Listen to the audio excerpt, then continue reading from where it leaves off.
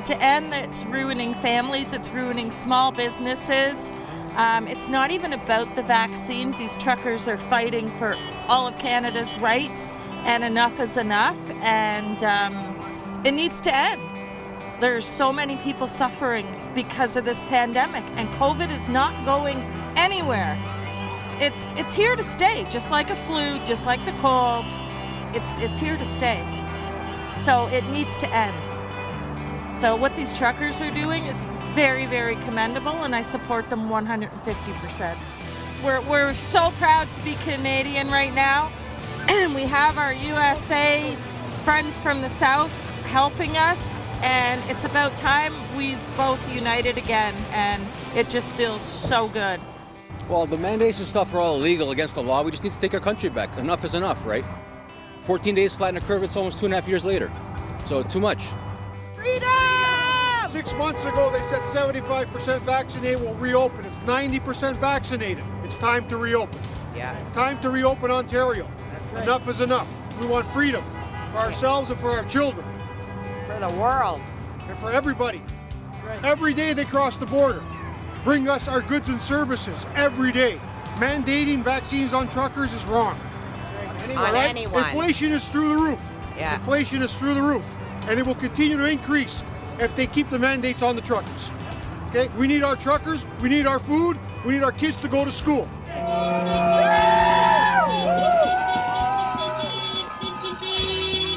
Yes, the vaccine mandate is immoral, unethical, and illegal, and should be struck down immediately. We've been working really hard. I volunteer with Liberty Coalition Canada, and it's an organization that is promoting freedom and to strike down all the mandates. A word to Canadians would be to find your voice. Now is the time to stand up and to push back so we can regain our freedoms. It's important to stand up for everyone's right to refuse, because if you won't stand up for someone else's right, then you'll lose your own right. Maybe you agree with this vaccine, but if you won't support our right to refuse it, you will lose the right to refuse any other vaccine in the future or any other medical treatment that you don't want. We're here for everyone, both the vaccinated and the unvaccinated. It doesn't matter. If you're wondering about stories, I mean, there are countless stories out there of people being booted off sports teams, of people losing their jobs, like the thousands of truckers that are here today. It's a single group of people that are being oppressed for no reason because they're posing no risk to anybody else. But they want a scapegoat for this COVID-19. Freedom! Freedom! Freedom! Freedom!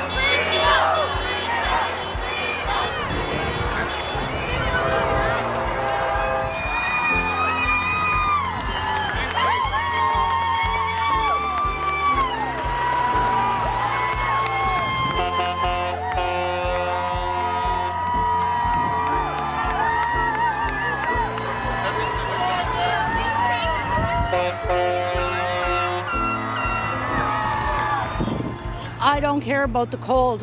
My blood is all boiled and fired up for this. I'm proud to be Canadian today, standing beside our truckers. It's time that we make a change.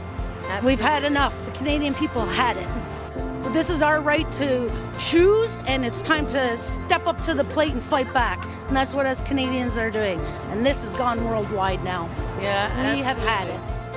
Well, you know what? We got to come out and support, and the truckers are doing a good job of bringing a lot of attention to this. So we felt the need to come down and help support and get in on some of the action. There's lots of people taking the day off, and being out here where it's nice and cold, and it's so nice to see so many like-minded people out here. It's been really great to see, actually, all around.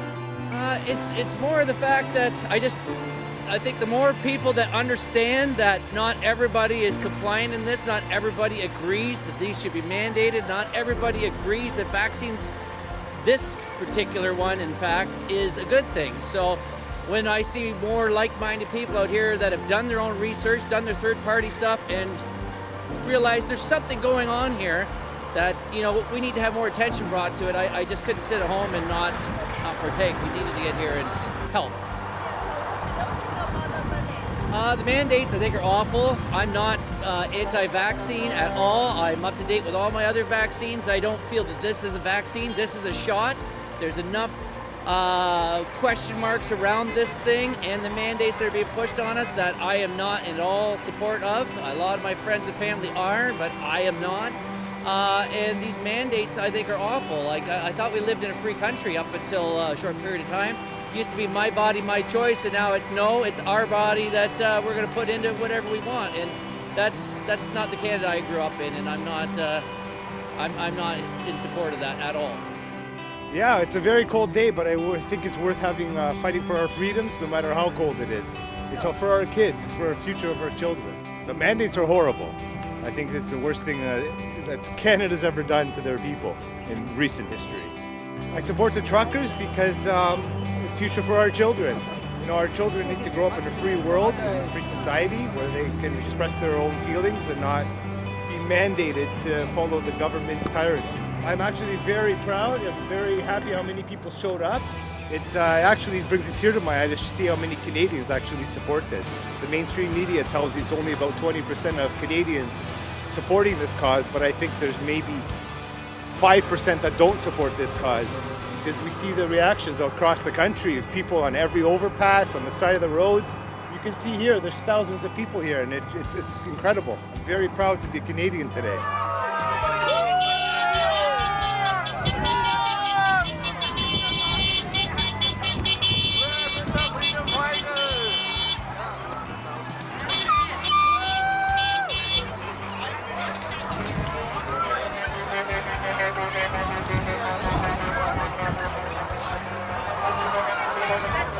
I think the mandates are horrible. Why should there be any mandates?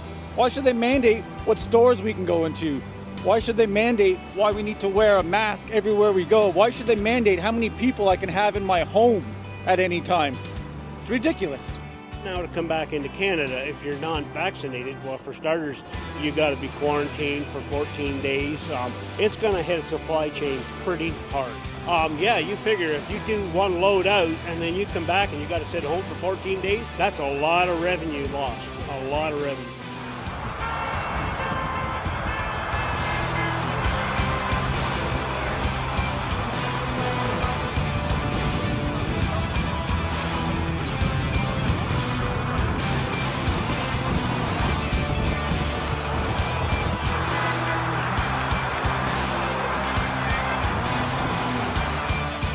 It's taken a lot of people who were 2 years ago, the essential workers were heroes. And now 2 years later, we've all become zeros. And that's not fair.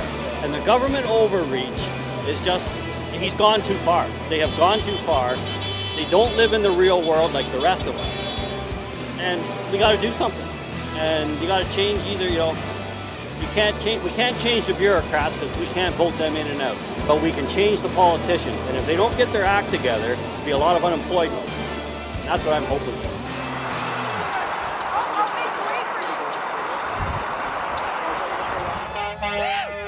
Thousands of truckers from all across Canada are slow rolling to the doorsteps of their federal government. They're demanding an end to COVID-19 vaccine mandates and other pandemic restrictions. Convoys of truckers and other vehicles set out from different regions over the weekend, with the goal of converging in Ottawa, the nation's capital, on January 29th. Organisers estimate over 10,000 drivers are participating in the demonstration, and more are on the way. And not just from other parts of Canada, but also the United States. Both the Canadian and US governments recently imposed vaccine mandates for foreign nationals entering their countries. This includes cross-border truckers. For non-citizens, no vaccine means no entry. And while Canada is allowing its unvaccinated citizens in, they then have to quarantine for 14 days. Now, Canadian and American truckers, both vaccinated and unvaccinated, are banding together to oppose the mandate, saying people have the right to choose.